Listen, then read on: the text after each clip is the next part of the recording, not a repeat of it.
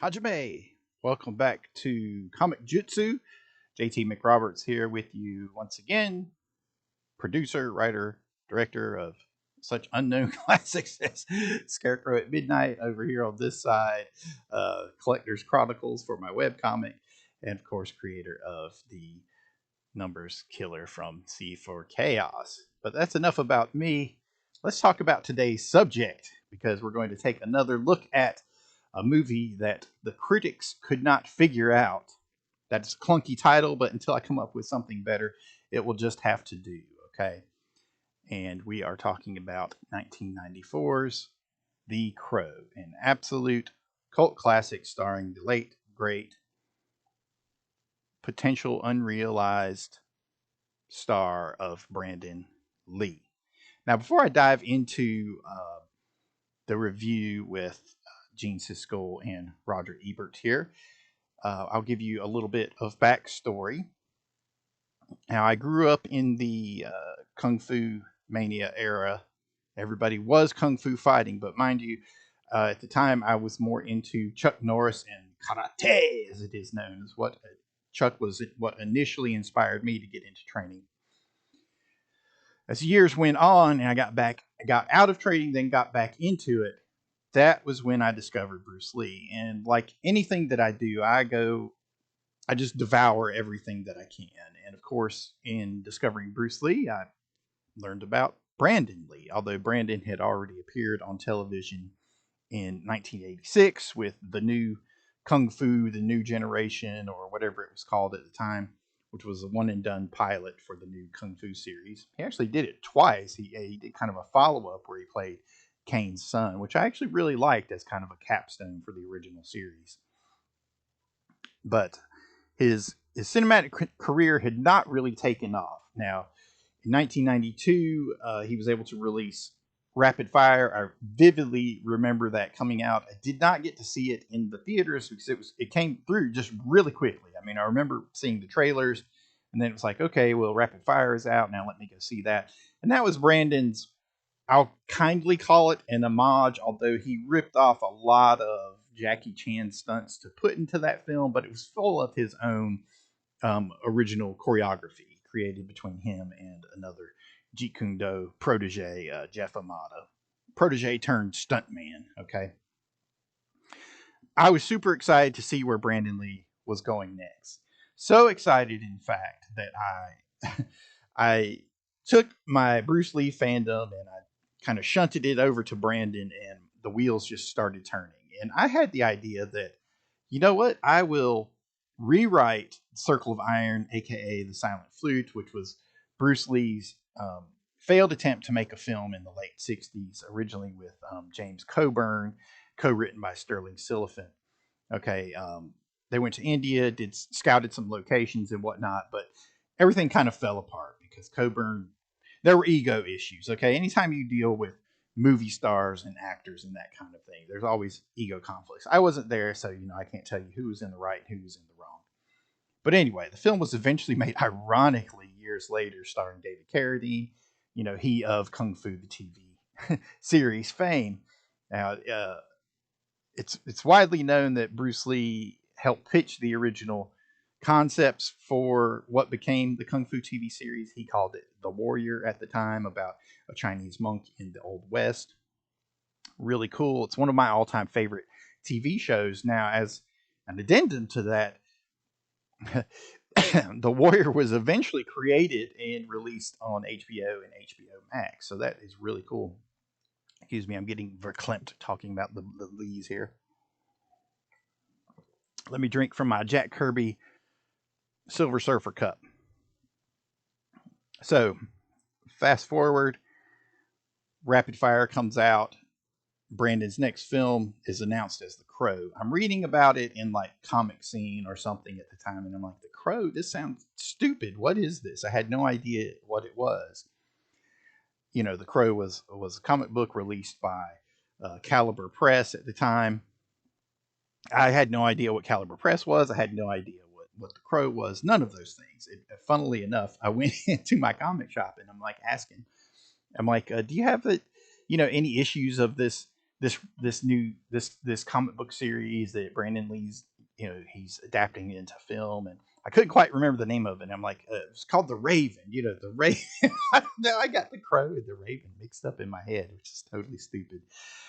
And the comic shop guy is just like, what are you talking about? I don't know what you're talking about. There's no comic series called The Raven. I'm like, dude, they're making a film. The film is coming out. You haven't heard about it? Like, what? Now, he should have picked up on the fact that I was talking about the Crow at the time, but he didn't. But I kept saying The Raven. Wasn't his fault. That one's on me. So anyway, eventually I do score the collected edition. This is my original, bought off the shelves at probably Borders at the time. It's the last gasp of Borders, but it's the complete collected edition. There's a whole story behind the release of this. It was a piece here, a piece there, and then the finale was released years later. Spread across a couple different companies. This is the Kitchen Sink Press, the defunct Kitchen Sink Press collection. But I picked it up before the film was released and read the graphic novel. And I just instantly fell in love with it. I loved James O'Barr's just moody presentation of this dark poem of loss, love, and revenge. I absolutely loved it, and I look forward to The Crow coming out. Okay, so before I even bought that, okay, Brandon Lee was killed. Okay, now I learned about this. It's 1993, March. I'm in school. I come home. In my head, I've actually been outlining my version of the silent flute for Brandon Lee because I had it in my mind that I'm going to write this script and I'm just going to get it to Brandon Lee somehow. He was actually filming here in North Carolina at the Wilmington Studios, and I knew a guy that helped drive the actors back and forth to the airport or out to the restaurant or to the pool hall one night. And he used to tell me stories about it and all this stuff. So in my mind, I thought, okay, all I have to do is write this script and get it to Brandon Lee, and we're off to the races. So I come home. My roommate, who I had no idea was a future spree killer, but that's a totally different story. Okay. Totally different story. My roommate, future spree killer, tells me, Brandon Lee's dead. I'm like, what are you talking about? No, dude, it's on the news. Brandon Lee's dead. I'm like, what are you talking about? He's working on a movie here in North Carolina. It's like, yeah, he got killed. He got killed on the set. So I encountered the news and I learned the story of Brandon being shot, which quickly, if you don't know the backstory behind this, they were filming the sequence where his character it can't get any more messed up than this, okay? Where his character in the film is killed, okay? They do a close-up with real dead slugs in the gun, okay? Somehow the prop master uses the exact same gun, takes the slugs out, puts in the blanks, which have real gunpowder but no slugs, okay? One of those slugs stayed in the chamber. The actor who's supposed to shoot Eric Draven, the character, shoots Brandon in some kind of cosmic, bizarro twist of fate, okay? The one slug that stayed in the chamber moved into position. The blank fired it. It hits Brandon, kills him. Okay, it ruptures what was it?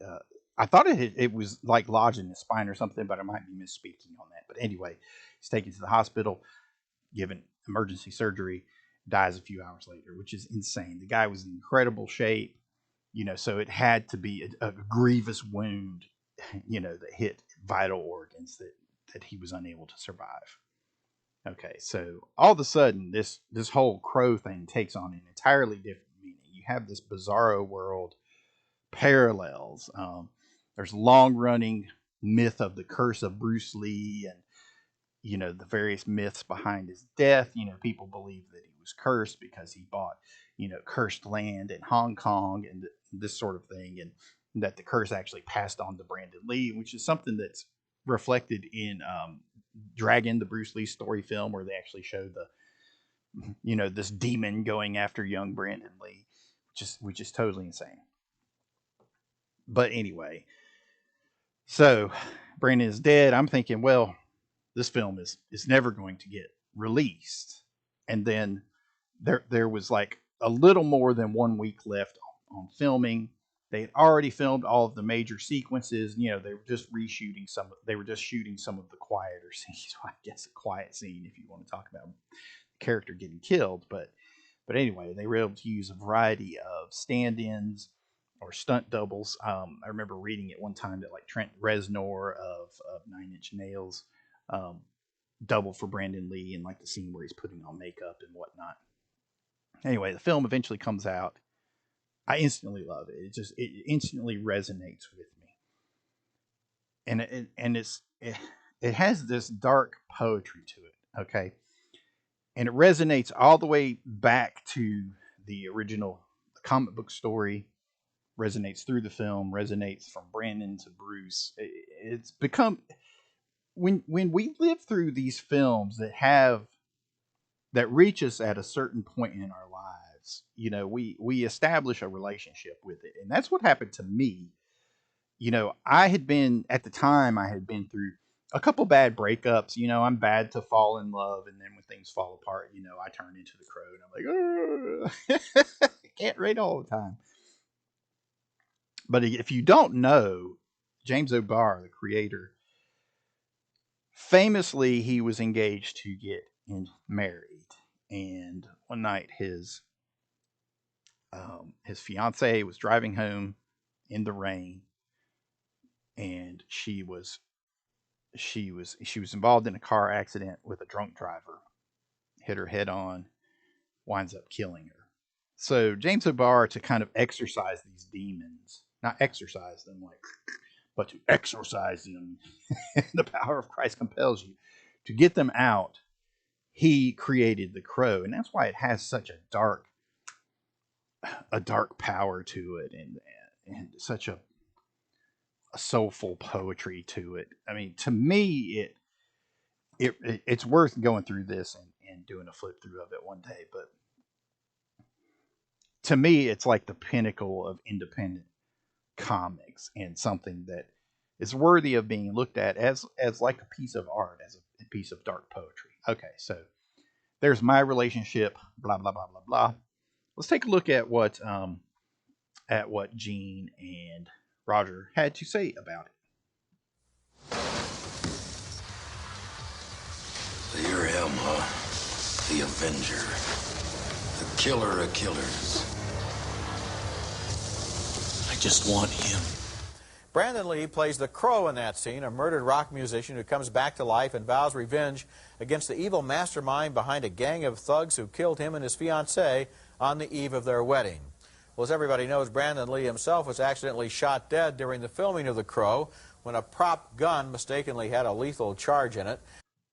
Okay, so Roger does a good job of just giving the kind of the one line of this film. Okay, and as storytellers, we need to learn a proper one line. But that one line just betrays the dark poetry of this film. Yes, there is a simple narrative to it, but there's just so much powerful emotion hung on this thread, leading up to this catharsis through the graphic novel and through the story itself. Okay, and that's really the best way that I look at it. Is it is a dark poem, and the comic was a cult classic, and the film itself became an instant cult classic. And that adds a special poignance to this movie, because not only does the story ironically mirror real life, but Lee is so good here and the movie is so good that this could easily have been the beginning of a starring career for him. Just look at the visual mood of this scene where Lee, as the Crow... It could have been the beginning of a starring career for him. I mean, not whether or not I had ever gotten my script for the silent flute to him, which, mind you, I never finished. I mean, when the guy died, I just threw it away. But he could have gone on to great things. It would have been interesting to see him, get a few more really neat martial arts movie roles, and then, move on from it. Bursts from the grave and prepares himself for his mission of vengeance.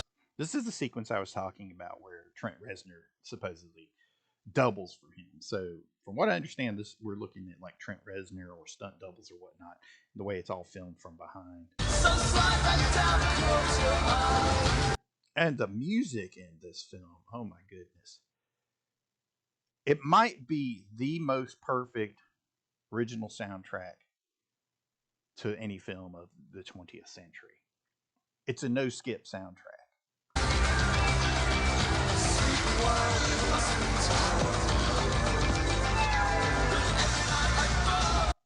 Oh, we hear Gabriel the cat there. Here, I'll just show you. I have my own Gabriel here. This is Sasha. He's been hiding, but he wanted to make his appearance today. He was bugging me when he found out that I was going to be filming.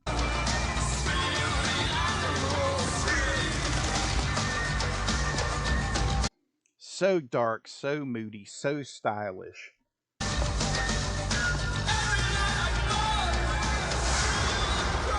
Like that particular shot, I think that's Brandon's face a little bit superimposed, which is why it's like a quick shot. Now, I don't know why I'm trying to demystify it here for you. I'm just talking. Here's another example of the movie's pure noir going on here. Okay, we just saw that shot of the Crow, of Eric Draven as the Crow, framed in that attic window. That's pure liminalism, from what I understand smart people would call it. Where if you look at my film noir in anime video, where I recorded that seminar and shared it with you, they talk about liminalism, where with people being framed by windows and doorways and things like that, and how that leads to the overall theme of the film. Inspired look as the Crow plans a special death for one of the men responsible for the 2 murders.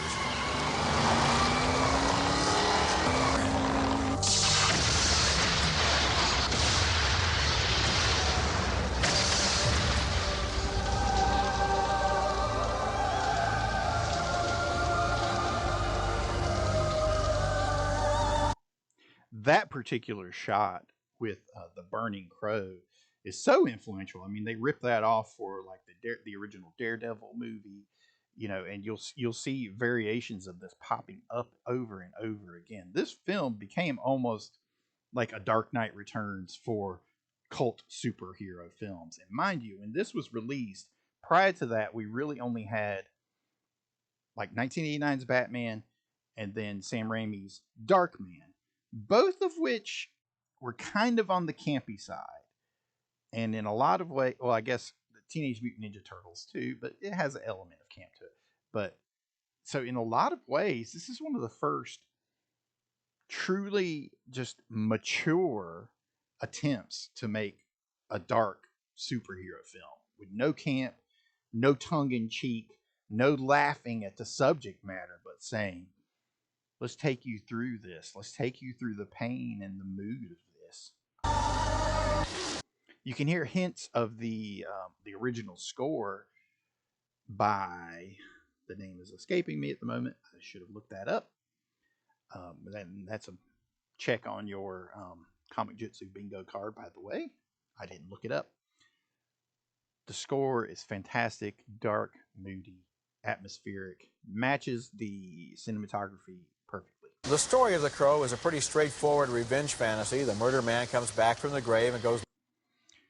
It is a straightforward revenge fantasy. Murder man comes back from the grave. That is the story, but that is not the movie, and that is not the comic book. Okay, the comic book itself, it tells the exact same story, but the events are a little bit changed up. Some of the players are a little bit changed up, but even with that, this is still one of the most faithful comic book adaptations of all time.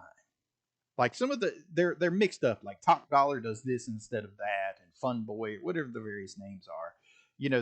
They're interchanged for some reason. I have no idea why, but it doesn't affect. It's not a poor reflection on the graphic novel, and it doesn't hamper the film adaptation itself. But it is a dark poem. This film is a mood. It is something you put on when you are. It's almost like therapy. that when you're in that headspace, when that darkness is overcoming, it's overtaking your life, you could put this film on. It doesn't make you feel better, but it might help you understand that darkness that's rising. Looking for those who destroyed his life. What's special about the film is its look. Love the shots of the Crow running across the rooftops in that. I mean, that's pure Frank Miller, Daredevil and whatnot, but so the first time we get to see this kind of stuff on film. And Alex Proyas, one of the truly great underrated directors of our time. The guy never had the huge hit that he wanted. I mean, this was probably it. This was probably the height of his cinematic career, but he deserved to do more. I would have liked to have seen what he could have done with something like the Batman or something else, but I'm happy with the Crow, with what we got. Its style and its energy. Yeah, the style, the energy, that's all Alex Proyas. Man, what an unsung hero.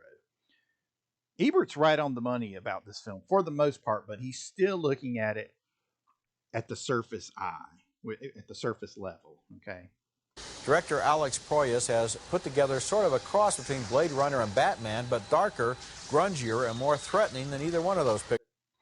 Now, I don't really agree with any kind of combination between Batman and Blade Runner. I don't agree with that at all. I think this film is sui generis. It's more influenced just by film noir, which also influenced Batman, which also influenced Blade Runner. Okay. Every time we have dark, soulful, brooding cinematography, it doesn't mean that it's influenced by another comic book movie that does the same kind of thing. No, it looks back further. It looks to those old film noirs or the neo-noirs. Pictures. And Brandon Lee, in his last performance, shows here that he clearly had the potential to become a major action star. Yeah, one thing about the action I'll say in this was that Brandon set out to. He didn't want the character. He and the choreographer, his best friend Jeff Amata, again another guy that trained at the Inosanto Jeet Kune Do Academy, Filipino martial arts, which is why they're great choreographers, because they work with weapons, with knives, with sticks, empty hands, all that kind of stuff. So they said that, we're not going to make this guy like a kung fu superhero. So you will see flashes of like some martial arts in it, like maybe like a disarm or two, but they're presented in a way that it fits the character. The way that Eric Draven, the Crow, fights and react in this is in a way that I call kind of zombie foo. I mean, he's a guy that can't be hurt, so he gets shot.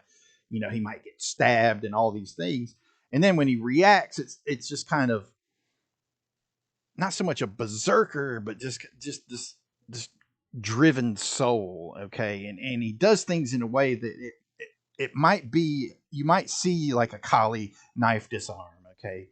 But it's done in a way where it's presented naturally, okay? It's not like a big kung fu, like, whoa, lots of posing and that kind of stuff like his father might have done. But it's done in a way that's very, very natural. Well, I don't compare this film favorably to either Blade Runner or Batman. I don't think it's as good as either one of those. And I think it does borrow from Blade Runner in particular, the physical look. And that. I don't think it borrows from Blade Runner. I think they're actually borrowing from, past sources, the film noir. And over those two films, I actually much prefer this one. Now, you might look at Blade Runner and say, yes, it's the more technically superior film, this and that. Batman, we owe Batman a lot for making people take superhero films seriously, but The Crow is the one that actually takes its subject matter much more serious. Like I said, with the Tim Burton Batman thing, I mean, there are elements of it that are very kind of campy and tongue-in-cheek, and The Crow moves away from all of that. There are no winks. There are no nudges in this film. It's dark. It's moody. It rains all the time. I think Blade Runner probably is going to go down in history as one of the most influential art-directed pictures of all time. It is. Blade Runner is one of the most influential art-directed pictures of all time. But in terms of superhero movies, The Crow should be considered the same. And I do think that the story is, as you described it, straightforward revenge fantasy. What I do like the comic book. Okay, yeah, it is a straightforward revenge fantasy. But it's not a fantasy. It is an exorcism. It's soulful. It's poetic. It's dark. It's brooding. It is a mood. You can put yourself into it in the graphic novel. You can put yourself into it into the film. You can listen to the original soundtrack, the no skip soundtrack. I mean, the most amazing songs on it. And you can listen to the original score, which is just, it's so atmospheric. It really forces you to look within and to feel to come to terms with one's feelings. Now I know I'm talking a lot of nonsense here, but what can I do other than just got to share my relationship with this. Camera angles. I do like him. I think he is charismatic, but I can't recommend the picture because the story bored me so much, Roger. It's not a complicated story, and it doesn't need to be. Again, okay, it has a simple purpose. It has enough of a narrative there, and to this day, I wish I could create something like that. But those are things that they're not made. They're not planned. You don't plan a cult classic film and it actually comes out that way. You don't plan a cult classic story or graphic novel and it comes out that way. It is something that is within everyone, the artists involved, whether it's Alex Proyas directing it or Brandon Lee doing everything that he did to put himself in that mindset. He had kind of a method actor approach to it. He took up smoking. He changed his diet where he became much more vascular, but he wasn't necessarily bulky. He wanted to look. He took on this heroin chic rock star look for the film, and it fits it perfectly. Gene, comic books have stories like this, and I think that this is a very daring attempt to film a comic book. Now, in a way, what Roger is saying is a way to kind of dismiss it, and I don't think that's necessary. This is a dark work. And we have to take it for what it is. Now, sometimes we do look at superhero films and we say, "Oh, well, this is comic book bullshit" or whatnot. Especially if they're co-written by David Goyer, which I believe he did have a hand in this.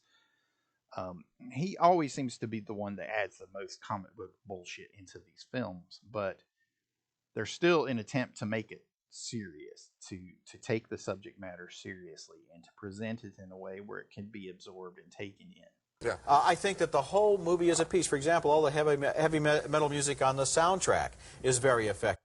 Yeah, Roger is right on the money with that. An absolute no skip soundtrack, phenomenal songs, so moody. The look of the film is sensational when the camera is flying over that city. Alex Proyas, the director, highly underrated. He's right. Fantastic look. Made out of miniatures. For example, I thought that the stories in both the pictures you named were more complicated. Both Batman, another comic book story, and also Blade Runner story was so complicated that even after the director's cut came out, nobody was able to explain it.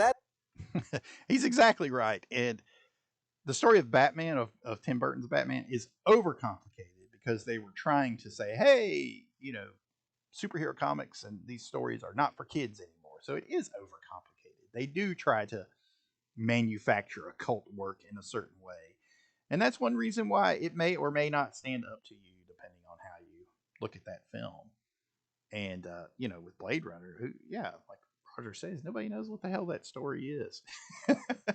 Everybody has a different opinion on it, from the actors to the writers to the directors. That isn't the point here, Gene. This movie is an experience. He's right, though. That is not the point. It's not a story. This movie is an experience. It is a mood. It is this moment in time. It is this emotion, this emotional landscape. And if you're tuned into it, it probably has a special place in your heart, like it does mine.